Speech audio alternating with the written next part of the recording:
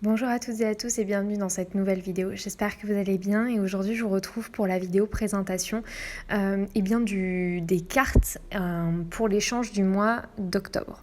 Alors pour la composition de ces cartes, donc déjà pour rappel, l'échange du mois d'octobre, à l'heure où vous regardez cette vidéo, vous avez encore une petite journée pour vous inscrire et donc il s'agit d'un échange que vous pouvez faire avec un binôme dans le cadre donc de ma chaîne YouTube et de la chaîne de Tiffany.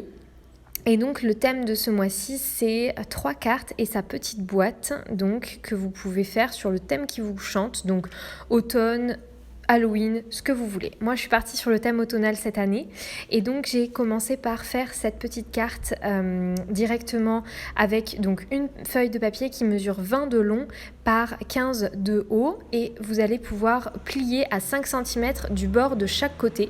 Et normalement, vous allez vous retrouver avec 2 rabats de 5 cm et une feuille principale au milieu et un morceau principal au milieu qui va mesurer 10 cm, ce qui va vous permettre d'avoir tout simplement votre carte qui se ferme avec 2 fenêtres identiques de chaque côté.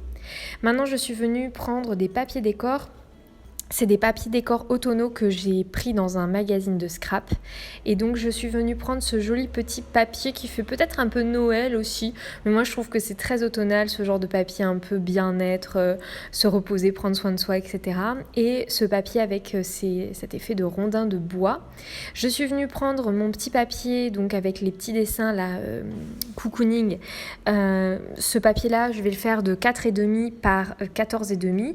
Et le papier rondin de bois, je fais donc un papier qui mesure 4,8 par 14,8 à peu près et j'en fais donc de chaque côté. Je colle mon papier décor avec les petits dessins avec du scotch 3D sur mon papier décor avec les rondins de bois et le papier décor avec les rondins de bois, je le colle sur ma carte avec de la colle. Voilà. Sachez que j'ai mis de la colle sur mon double face volume pour pouvoir avoir une petite marge de manœuvre et pouvoir bouger mon scotch double face même une fois qu'il est positionné. Et pour pouvoir être sûr que tout est bien placé. C'est vraiment ultra rapide, hein, vous n'avez pas vraiment le temps, mais c'est juste pour juste un tout petit peu pouvoir le modifier au cas où si jamais j'ai un petit bug et que c'est pas tout à fait aligné. Je viens coller donc tout ça parfaitement droit, parfaitement parallèle et ensuite je vais venir utiliser un petit décor que j'ai découpé dans les planches de die cut du magazine en question. C'est le magazine Passion Carte Créative, je crois, de l'année dernière ou quelque chose comme ça. Et je viens le mettre au milieu. Et voilà. À l'intérieur, je trouvais ça très triste. Donc j'ai décidé de faire un petit peu plus. Quand je fais des cartes que je mets à la vente, je vais pas jusque-là. Et je mets pas de papier décor à l'intérieur. Par contre, quand je fais des cartes pour vous, j'aime bien vraiment faire des cartes vraiment bien fini et où il y a beaucoup de choses. Donc là je remets mon petit papier décor avec les dessins à l'intérieur. J'ai coupé des morceaux qui mesuraient 4,5 par 14,5 à peu près je pense. Et un morceau qui mesure 9,5 par 14,5.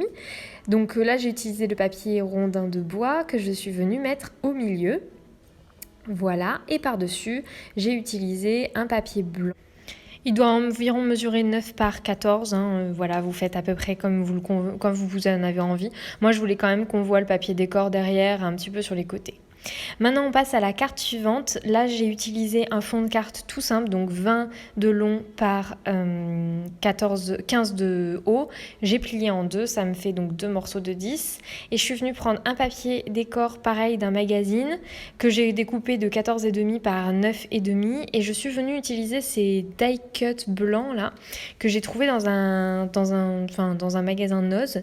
Je suis venue le coller avec de la mousse 3D pour pouvoir avoir cet effet un petit peu de volume. Cette carte, elle est ultra simple, mais j'aime bien faire des petites cartes très rapides comme ça. Et vu que je me suis un peu plus pris la tête pour la première, je me suis dit que celle-là serait très sympa. Et donc, je suis venue coller mon élément bien au milieu de ma carte. Et après ça, je suis venue mettre un petit sentiment. Alors, je savais pas trop quoi faire, mais j'ai décidé de faire quand même une carte de joyeux anniversaire au cas où. Ça peut toujours servir, donc j'ai utilisé un petit élément joyeux anniversaire de chez Scrap Didi. Vous allez le voir après, je vais le coller par la suite. Juste là, j'ai utilisé un autre fond de carte pour faire ma 3e carte. Ah ben non, vous voyez, je suis en train de prendre mes petits sentiments et donc prendre le joyeux anniversaire que je vais venir coller sur la carte en question que je viens de terminer et que j'ai mis de côté. Et le tour est joué. Donc on aura la 2e carte de terminer. Ça c'est vraiment très simple, hein. Le tuto était plus pour la première carte. Cette carte-là, bon bah si vous n'avez pas l'élément comme ça, c'est pas évident. Après, rien ne vous empêche de créer cet élément. Si vous avez une machine Silhouette ou Cricut, vous pouvez très bien créer cet élément-là. Et enfin la dernière, alors là on est sur du simplissime puisque je vais avoir besoin d'un papier décor et d'un stickers. Je prends mon papier décor que je vais découper pareil, donc mon fond de carte c'est toujours le même et je viens découper donc 9,5 par 14,5 et je vais venir coller sur mon fond de carte. À chaque fois je remesure, hein, on sait jamais que ça peut changer.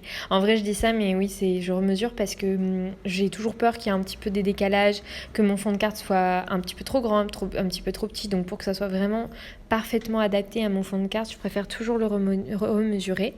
Et j'utilise cette collection de stickers de chez Toga qui est vraiment très beau. Ce papier là c'est un papier toujours d'un magazine. J'ai pas de papier Autono, donc en fait je suis allée chercher dans mes magazines. J'aime bien pour des thèmes très précis comme ça, souvent dans les magazines c'est assez simple. Et voilà donc pour la dernière carte où j'ai collé juste le sticker en format paysage et le tour est joué. Là je mets mes petits stickers de logo et les 3 cartes sont terminées. Pour avoir le tuto de la boîte, n'hésitez surtout pas à aller voir la chaîne de Tiffany où il y aura le tuto pour créer la petite boîte pour y mettre vos cartes. Et voilà, j'espère vraiment que ce tuto et cette vidéo vous aura plu, que l'idée de scraper avec moi vous aura fait plaisir. Je vous souhaite une très très belle fin de journée. Prenez soin de vous, scrapez bien et à très très bientôt pour de nouvelles vidéos. Et n'oubliez pas d'aller vous inscrire pour l'échange du mois.